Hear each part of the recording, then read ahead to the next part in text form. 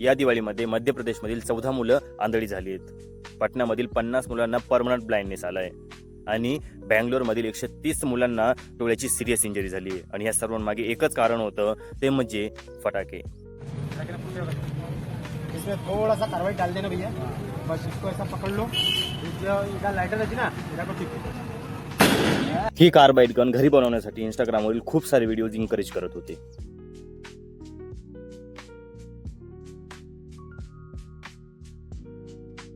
या गनमध्ये असलेले लहान लहान लोखंडाचे तुकडे हे एक्सप्लोजन नंतर खूप दूरवर फेकले जातात आणि जर ते डोळ्यामध्ये गेलं तर परमनंट ब्लाइंडनेस येऊ शकतो. आणि तसंच काहीच झालं.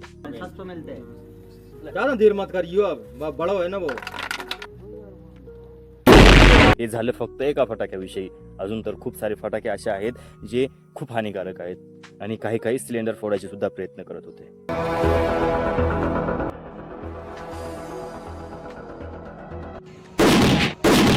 दिल्लीच्या हॉस्पिटलांमध्ये 350 पेक्षा जास्त मुलं ऍडमिट झाली आहे, ते पण फायर इंजरीजमुळे.